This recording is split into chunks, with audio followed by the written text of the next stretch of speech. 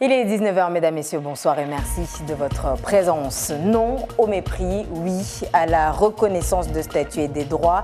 Le message qu'a voulu passer ce matin les pompiers à leur hiérarchie, une mobilisation en marge de la grève générale de la fonction publique en ce jeudi 9 mai. Lutter contre la malnutrition, le diabète en ce mois de Ramadan, voilà la mission que s'est donnée l'association Maïcha Naounono. Nous les avons suivis ce matin dans la commune de Ouangani lors d'une distribution de colis alimentaires.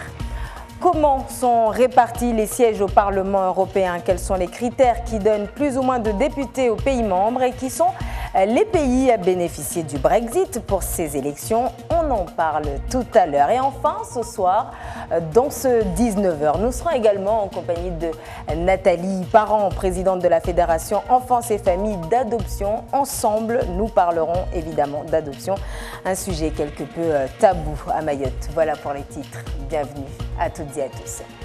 Sous un soleil de plomb, en ce troisième jour de Ramadan à Mayotte, ils étaient près de 200 pompiers à battre le pavé à Kaweni ce matin pour dénoncer le mal-être dans la profession ainsi que la non-reconnaissance du statut de pompier volontaire. Récit signé Henriette Boneissa. Parce que de nombreuses revendications déjà négociées avec leur direction n'ont pas abouti, comme leur statut de sapeur-pompier volontaire qui leur permettra de cotiser et donc d'avoir des points de retraite, ajoutez à cela des malaises au sein des casernes et des retards de paiement de salaire. Les sapeurs-pompiers volontaires ont manifesté leur colère et leur ras-le-bol dans la rue. Pour faire passer la communication aussi aux populations de cette île qui comprennent quand même qu'on a un métier dangereux et risqué, qu'on le respecte, qu'on l'aime. Donc on aimerait quand même qu'on ait un minimum de conditions de travail normales. Ça fait déjà 3 mois, on attend la PU normalement, celle du mois de février. Ça fait 3 mois donc on n'a rien touché. On ne sait pas. On n'a jamais eu de réponse. Quand on va demander à l'administration au niveau de la compta, on n'est pas prioritaire au niveau de la trésorerie. Donc, alors que c'est nous qui présentons 80% des pompiers à Mayotte, les volontaires. Donc. Deuxième chose qu'il y a eu un concours cette année 2018 pour qu'on soit embauché cette année 2019 sur 24 places. On a réussi que 18.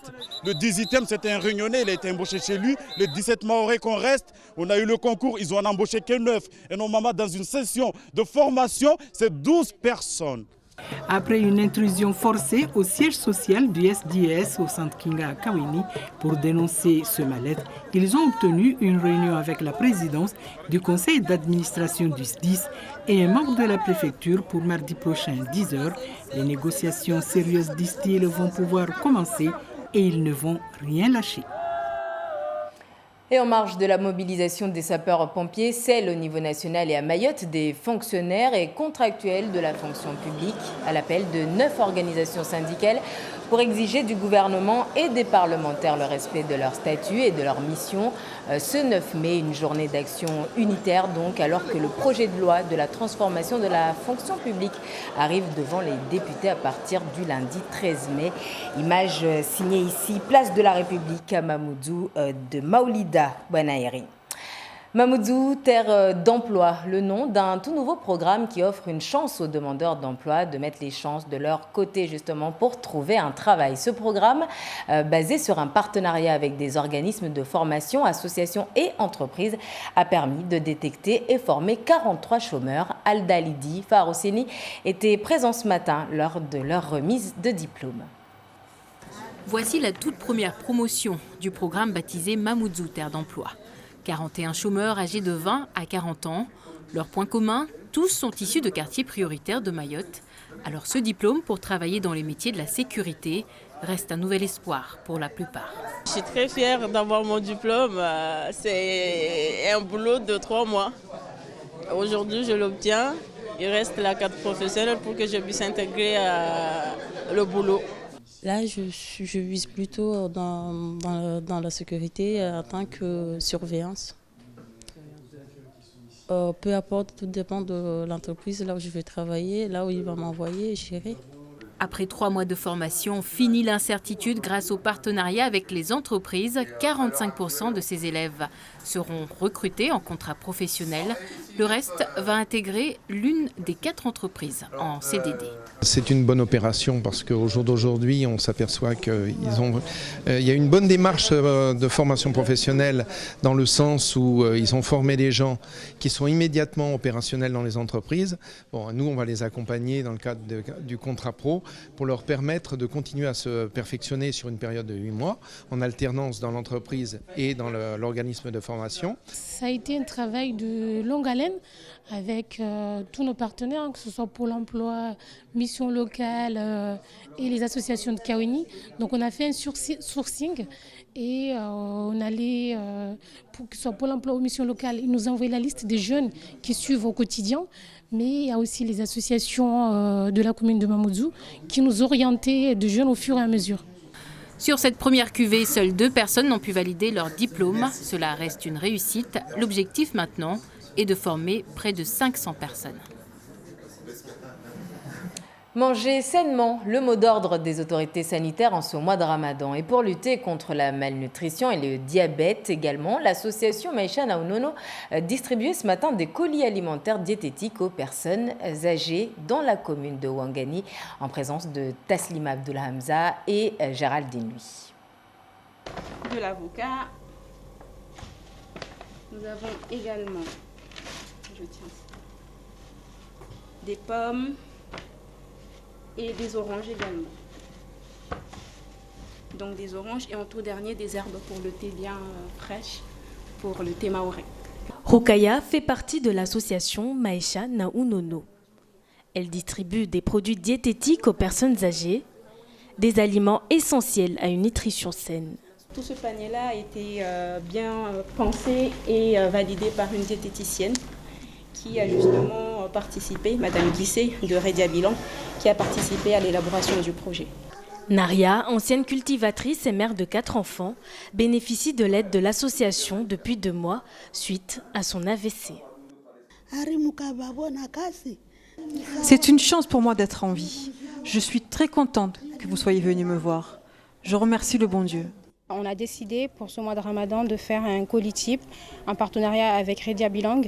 Et nous avons fait le panier type et des recettes pour expliquer aux gens comment il fallait manger et ce qu'il fallait éviter pour le mois de Ramadan.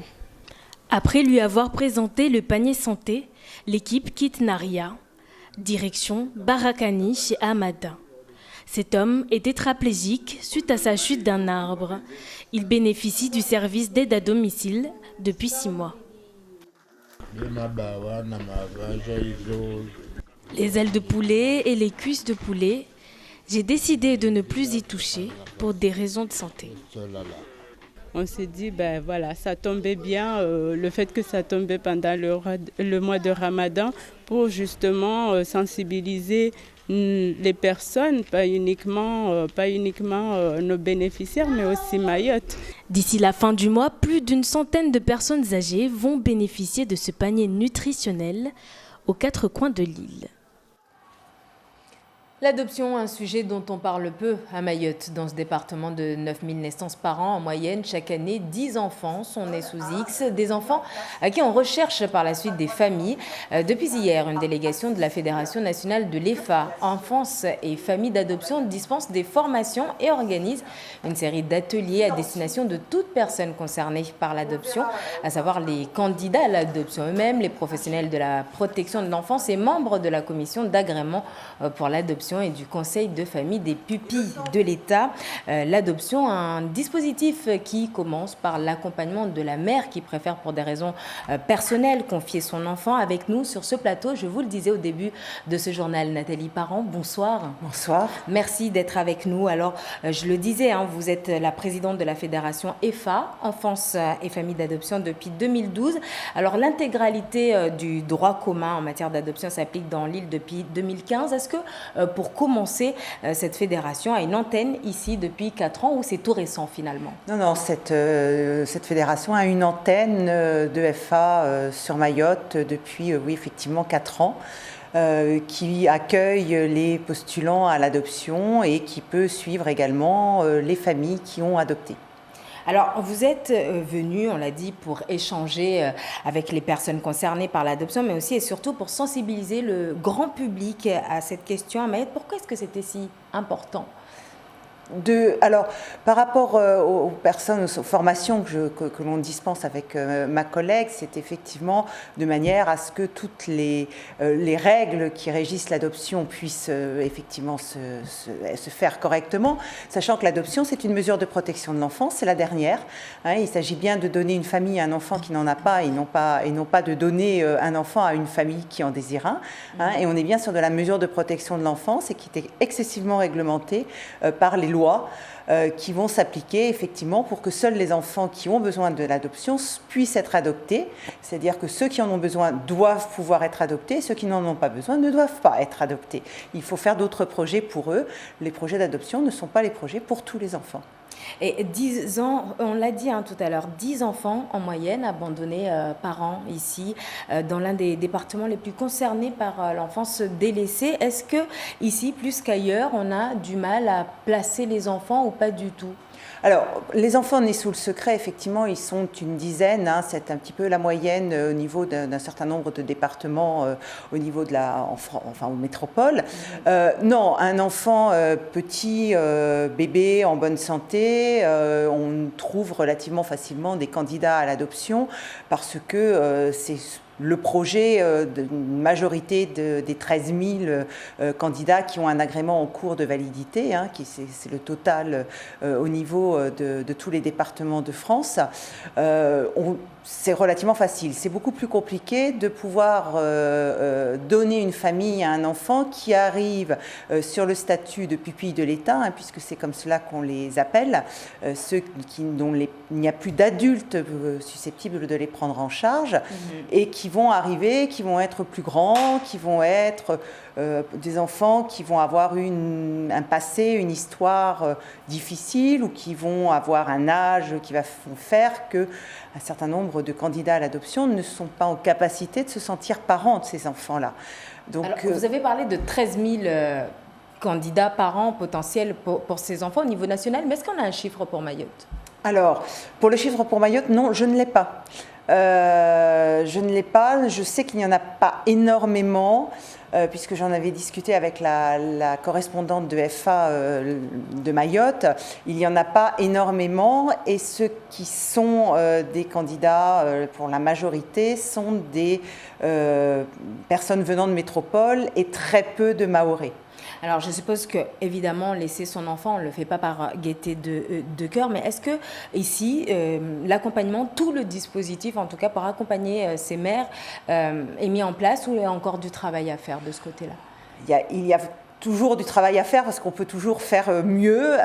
Il y a quand même énormément de choses qui ont été faites sur Mayotte, mais pour l'accompagnement de ces mères, et entre autres... Effectivement, c'est de l'accouchement sous le secret. Il est exact qu'il y a des progrès à faire pour que ce secret soit effectivement préservé et que ces femmes, on puisse respecter leur volonté d'accoucher sous le secret. Voilà. Merci beaucoup Nathalie Parent d'être venue sur ce plateau nous parler donc de l'adoption. À noter qu'on peut vous retrouver donc samedi devant la mairie de Dzaoudzi, l'abattoir, pour un débat public sur l'adoption à partir de 18h30. C'est bien cela. Et cette nouvelle maintenant qu'on a appris aujourd'hui, la démission du vice-recteur de Mayotte nommé le 22 juin 2018, c'est Stéphane Martens a démissionné, a donné sa démission. Il était arrivé comme recteur succédant, rappelez-vous, à Nathalie Constantini, et sa lettre de mission était notamment de transformer le vice-rectorat en rectorat de plein exercice. Il démissionne officiellement pour raisons personnelles. Il ne sera donc resté que 11 mois en poste. Dans le reste de l'actualité, justice et le procès en appel d'Ousseni Balahachi en octobre dernier, après interpellation et garde à vue pour rébellion et outrage à agent dépositaire de l'ordre public, le syndicaliste était condamné à 2 mois de prison avec sursis en première instance. Le procureur de la République avait alors interjeté appel, ce qui avait conduit les avocats de la défense à faire de même. Compte rendu d'audience avec Henriette Bonaïssa et Atoumani Simba. 7 mois après les faits et le jugement en première instance, Houssen Balahachi se retrouve devant la cour d'appel de Mamoudzou parce que le procureur de la République avait fait appel sur la relaxe partielle de 2 chefs d'inculpation, violence et outrage. Seule la rébellion a été retenue. Aujourd'hui, nous avons demandé la confirmation du jugement, bien que dans ma plaidoirie, je ne sais pas si vous étiez là, vous avez pu entendre, j'ai bien estimé que toutes les infractions reprochées, lequel a requis l'avocat général, étaient caractérisées. En première instance, rappelons-le, le 4 octobre 2018, Houssen Balahachi avait été condamné pour rébellion suite à un contrôle routier effectué par les gendarmes. Il avait pris 2 mois avec sursis et la non-inscription au casier judiciaire. Ces 5 avocats ont eux aussi fait appel pour plaider la relaxe de leurs clients s'agissant des faits de violence, de rébellion et d'outrage. Nous, on a des faits pour lesquels on avait demandé la relaxe, c'est-à-dire on a considéré que M. Balahachi Ousseni, ce jour-là, a été victime de violences de la part des gendarmes et que lui-même les avait subis et que les faits que le gendarme lui reproche d'outrage, de rébellion, de violence n'étaient pas constitués. C'était notre position de première instance. Donc c'était logique pour nous, à partir du moment où le procureur ne voulait pas en rester là, de nous-mêmes faire appel pour rappeler notre défense, qui est celle que M. Balahachi doit être renvoyé des fins de la poursuite, c'est-à-dire qu'il est complètement innocent des faits qui lui sont reprochés. L'affaire a été mise en délibéré au 6 juin prochain.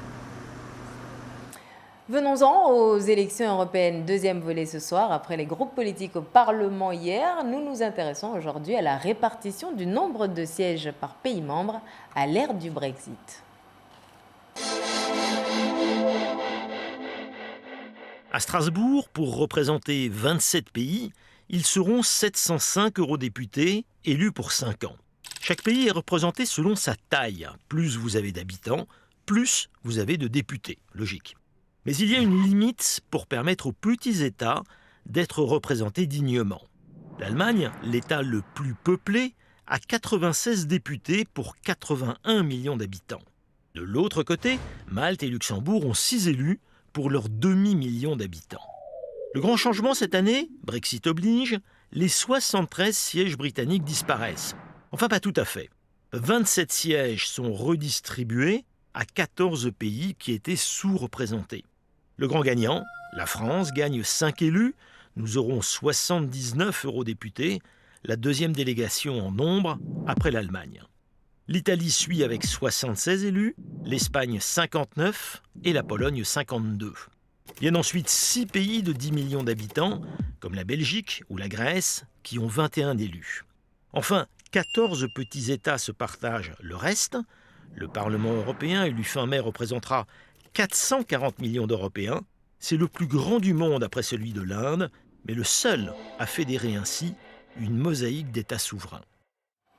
Un récit signé Bernard Veil. Retour à Mayotte et direction Aqua, où a eu lieu ce week-end le Jabal Tour Festival. Festival visant à offrir des activités à la population et renouer avec les jeux d'antan, comme rouler par exemple avec une voiture en bois, ce qu'ils appellent communément dans ce village qui bouchophone Garkakazu. En lien de Bonaïssa, Géraldine lui.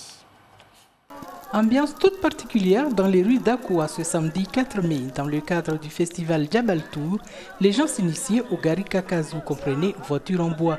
D'autres faisaient carrément la course, histoire pour les organisateurs d'animer le village et montrer à la jeune génération l'un des jeux d'antan. C'est pour faire plaisir aux jeunes aussi. Donc c'est un peu ça l'idée en fait. C'est venu du fait qu'on voudrait promouvoir la commune d'Akoua parce que c'est pas tout le temps qu'on entend parler. Et du coup, il y a en face de nous, juste derrière moi là, derrière moi, il y a le mont Jabal, le Jabal Tour, juste ce qu'il y a derrière moi. Là. Donc on s'était dit comment on peut animer la ville. On a eu l'idée du transport. Les aînés se sont beaucoup amusés avec le Garkakazu et c'est en quelque sorte leur rendre hommage en organisant cette course. Ici, on a 2 modèles un peu parce qu'on a un modèle un peu amélioré, disons, d'aujourd'hui avec le chevron. Bon, c'est sûr qu'avant, ils n'avaient pas les chevrons. Là, ici, ce modèle-là avec le chevron, c'est ce qu'on a fait parce qu'on avait fait un tuto avec.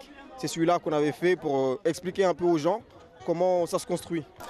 Monter sur ces voitures un peu particulières qui ont fait la fierté de nombreux Mahorais, seul ou en binôme, se laisser pousser fait découvrir des sensations particulières. C'était sympa, ça roule pas trop vite, mais c'était drôle. C'était bien, je me suis bien amusée, c'était facile à conduire. Et j'espère qu'on fera ça l'année prochaine. La municipalité encourage ces initiatives pour perpétuer la tradition et aider les jeunes à vaincre l'oisiveté. Ce sont des initiatives qui fédèrent toutes les générations, qui fait rappeler la culture, qui fait rappeler tout simplement le vécu de l'ancien temps, mais qui rappelle aussi aux jeunes de l'intérêt d'être ensemble, de se mettre ensemble à travers ce type d'activités. Et aussi, ce sont des activités qui animent, puisque aujourd'hui, on en a besoin d'animation dans la commune. On a besoin aussi que les jeunes puissent se retrouver entre eux. Cette année, c'est le lancement de la course de Garka Kazoakwa.